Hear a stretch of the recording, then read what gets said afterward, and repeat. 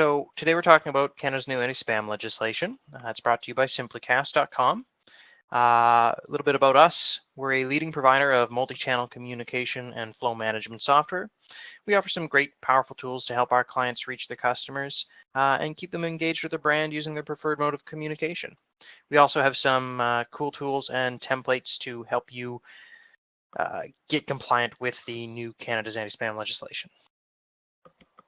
The key topics we're going to go over today are the purpose of the law, some of the key terms that come up in the law, electronic messaging, which is the bulk of most people's concern with the law, the consent requirements and the content requirements. We're going to talk about what happens in a week on July 1st, and we're going to talk about the private right of action. CASL is a consumer-friendly act. It has a goal of deterring unsolicited messaging. It was written to help ensure that standards were being followed by all companies that deliver messages to Canada. Its key elements, like consent, are really things that have been considered best practice for a long time by most messaging experts. To anyone who's been sending email campaigns for the last few years, the law really just enshrines good behavior. The key terms that come up in the law are commercial activity. Commercial activity is a transaction or act that could be considered commercial in nature, such as offering something for sale, bartering, or promoting a person, a good, a service, a business, a nonprofit organization could be considered a commercial activity. There's no requirement that there be an expectation of profit when you're promoting something, which helps ensure that the law is covering those nonprofits and any communications about people who might not be explicitly out there to earn money. An electronic message, those are your emails, your text messages. In some cases, it could mean phone calls. Right now, it shouldn't cover recordings of any sort. Fax or voice recordings to a telephone number or fax transmissions are covered by existing legislation. They're going to fall under CASL. An electronic address, that's your email address, your telephone number, your instant messaging account, your social media account has a electronic address associated with it. Anything similar to those that is created in the future can also be caught under this legislation. It's forward-looking and it tries to be technology neutral. Social media accounts are going to be covered when you're doing direct messaging. So sending a mass tweet, a mass Facebook wall post isn't sending to an electronic address. So that's different. Posts or comments made to blogs, websites, those aren't covered by this because a URL is not considered an electronic address for the purposes of this legislation. A commercial electronic message, or CEM, is what the law is regulating. So a commercial electronic message is sent to an electronic address. It's something that encourages commercial activity.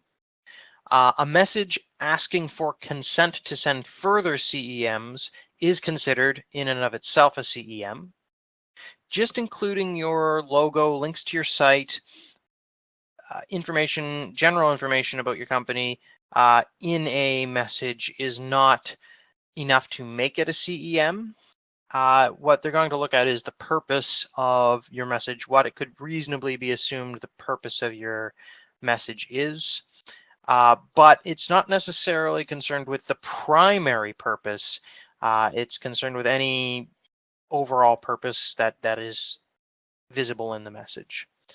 There's exemptions under the law for public safety, internal Canadian affairs, general services like that don't want to be caught up in these rules. It doesn't apply to broadcasting, so TV, radio are covered under the Broadcasting Act. If you're doing things there right now, CASL isn't an additional concern. Before you send a message, you must have the consent of the recipient. Within the law, there's two forms of consent that you can have as a sender. You can have a person's express consent, or you can have their implied consent. Express consent is where a person has come to you and explicitly said, you can send me these types of messages to this address. Implied consent is where you have an existing relationship of some sort with the sender, or some other conditions have been met. And there's generally time limits that apply to implied consent. In order to get express consent from any of your customers, potential customers, or people who might just be generally interested in your business, certain requirements have to be met. Really key among those is that in order to have consent, it has to be opt-in to the consumer. So that means a user has to take some specific action that clearly indicates that they are granting you their consent. In the case of a physical form, that's writing their email address out. In the case of a web form, that's either entering their email address manually and hitting submit, or as part of a purchase process, they could also check a box. If, and you may have seen this in many places, when you're going through a purchase process, near the end, there'll be a please send me additional promotional material or some such checkbox, and often you'll find them to be pre-checked. If that box is pre-checked, you won't have express consent under this law because the CRTC has said they consider that to be opt-out, not opt-in. So if you want to gain express consent under these rules, you'll need to have your checkboxes unchecked. Express consent is great for you because it's much easier to show, it's much easier to prove than implied consent, because you're able to have that paper record, those transactions, those digitally stored records of where, when, how, why you got consent. With implied consent, you have still the same burden of proving that you have their consent, but you might not have as much explicit, obvious information. When you're gaining express consent, there's some requirements that have to be met. There has to be a message near stated or on the form that you're using to collect their information that says you can withdraw your consent at any time. It has to be clear who they are consenting to receive from and who is requesting the consent. Those can be different. There should be contact information for all organizations involved, who is sending and who is collecting, readily accessible in the sign-up area. And when you're obtaining that consent, again, it's important to be recording as much information about it as possible. You can record consent. You can get consent via vocal audio transmission. Orally is how you get it. But to prove that, you either have to have somebody vouch for it in court or have an audio recording of their voice. Say if they called a call center and you asked, the call center representative asked for consent, there would have to be a retrievable audio recording to prove that express consent. In the case of gaining consent orally, I would recommend taking it, getting it, immediately following up with a digital form of consent, and asking additionally for written consent to send them, CEMs. Implied consent is what many businesses have for their existing contact lists. This is where you have an existing business or non-business relationship with a person or organization. The rules around this consent are there's time limits, and depending on the type of implied consent, there can be content restrictions. So, for example, there are rules in the law that let salespeople still do prospecting, that let salespeople still find information about people, that let businesses still contact people who have disclosed their information to you, but without necessarily giving their express consent to receive commercial electronic messages. Those rules have a content limitation that anything you're sending them has to be either relevant to their inquiry, if they ask you a question, or it has to be relevant to their job, basically. Again, what this means is that if somebody gives you their card, you find their address on their website, on their LinkedIn profile, you can still send them an email, you can still give them a call, but you have a limited form of implied consent to contact them, the limit being it has to be only related to their job. What this really means is don't add these types of addresses to your marketing lists. Just use it for your salespeople first interactions, and within that first or initial interactions, get their express consent wherever possible. An existing business relationship is defined in the law as somebody who's made a purchase, somebody who has accepted an opportunity for investment or gaming from you. If you have a written contract with a person, you have express consent with them. In any case, with an existing business relationship, you have 2 years from either the expiry date of a contract or the date of the last acceptance or purchase, in which you may contact them with commercial electronic messages, provided they haven't withdrawn their consent. People making inquiries, applications to your business, there's another form of limited consent where you can reply to them within 6 months instead of 2 years. So somebody asking about sales information, somebody who is asking you questions, can receive CEMs from your company within 6 months. Now, the CRTC has put out statements saying if it's the normal course of doing business, if it's reasonable that the reply message was, in response to a question, it's not likely to be caught under the law. So although somebody can make a sales inquiry to you, and because you're sending them a quote or additional information back, that information may be considered a CEM it may be encouraging commercial activity. But because it's in response to an inquiry, it's not sent without any form of solicitation, it's not really going to be regulated under this law. That's not what the CRTC has said they believe the intent of Parliament was with this law. So most normal business interactions are going to be unaffected by this, because any restrictions which could technically exist under the law aren't enforced in regulation by the CRTC. Implied consent also comes for nonprofits in the form of volunteer work, membership with a group, donations made to a nonprofit. The same 2-year time limit applies for nonprofit organizations or non-business relationships. There are also exemptions for nonprofits that allow them to be exempt if the primary purpose of a message is fundraising. So that means that a nonprofit who is registered would not need to prove consent or that the content requirements were met if they are doing fundraising activities.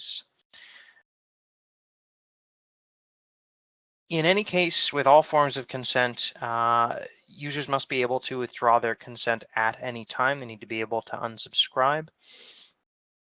Once somebody has withdrawn their consent, even if they make a subsequent purchase, they become a member again, you no longer have the implied consent of the person. You can't gain their implied consent again after the fact. The only way you could get their consent to send them a commercial electronic message would be to gain their express consent. With the consent, with the content requirements, the burden of proof is on the sender.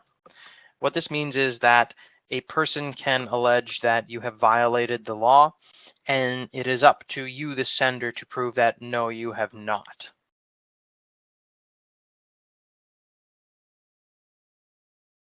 In the message content of all the CEMs you send, you need to clearly identify who you are. You need to provide information to the recipient in the same form that allows them to contact you. Many of these things are things you do normally, including your address, including your telephone number.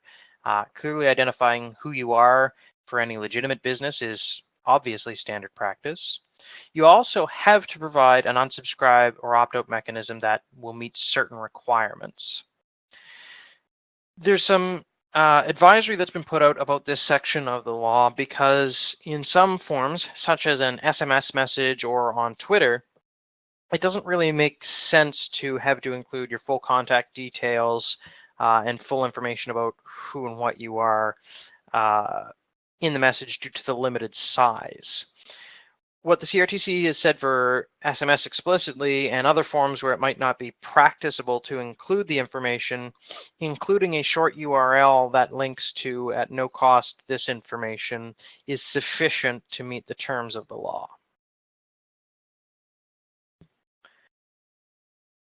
In the case of social media, what they've said additionally is if the information is readily accessible via the platform that is being used, Facebook, Twitter, LinkedIn, for example, you don't need to take extra steps to include it in your messaging. So on all those platforms, you can block users and you can click on a user's profile to see all the information, all their contact information about them, provided their profile's up to date. So provided you've made the information readily available via social media and the social media channel that you're using, then you don't need to worry about including additional information in your messages. The unsubscribes have certain requirements they have to meet. They have to be consumer friendly. They have to work. They have to work for at least 60 days. And wherever possible, they need to work over the same transmission method. So that means a reply email or a reply SMS in most cases. They can't be hidden either. They need to be very visible and fairly obvious to the user. An early draft of the regulations by the CRTC said that there would be a 2-click requirement for unsubscribes. That was withdrawn as a result of it not being technology neutral. It really only applied to things like email. But I think that serves as a good bar for what they would expect, what they would consider to be consumer friendly. So 2 clicks is 1 click in the email and 1 further confirmation click on a page. For the consent withdrawals, you can offer them a page that has multiple checkboxes or tools to manage the type of subscription they have, as long as one of the options is remove me from everything. Within the law, there are some limited exceptions. If you're sending to family members, you have a personal relationship with the recipient, you don't need to show consent. If the message you're sending is primarily to carry out rather than to promote commercial activity, then it doesn't fall under the law. It might be commercial in nature, but rather than promoting commercial activity or encouraging commercial activity, which is what makes something a CEM, it's carrying out commercial activity. So, for example, a message providing a quote, a message confirming a transaction that has happened, a message delivering a product or service wouldn't be covered under this law. There are rules for things like warranty, safety, recall, where they need to comply with the content requirements, but not the consent. So an example of this would be there's been a number of recent automakers who have had to do recalls on their vehicles. Let's say you purchased that vehicle in 2009, 2008. You had a business relationship with that organization 5 years ago, but may not have had an ongoing business relationship with them since. However, if they collected your address at that time and they want to send you factual warranty, recall, safety information about your vehicle so that you could take action and get it repaired via an electronic message, they wouldn't need to prove that they had consent to send you that information. They do need to have an unsubscribe link in there so that you can withdraw future consent. But as long as you haven't previously withdrawn your consent from them, they can send you warranty, recall, other factual information. Other exemptions include if you're sending to employees about the ongoing information about the business, things that are happening in the business, you don't need to worry about that. That's going to be exempt. Some simple examples are emailed invoices, an account balance notification, an account security alert. Those wouldn't be covered under this law. They wouldn't be considered a CEM unless you were including promotional material with one of those messages. So if one of those messages had, say it was an invoice that then additionally offered a further product or service perhaps related to the one you just purchased, that could be seen as encouraging further commercial activity, would make the message considered a CEM, and could be regulated under the law.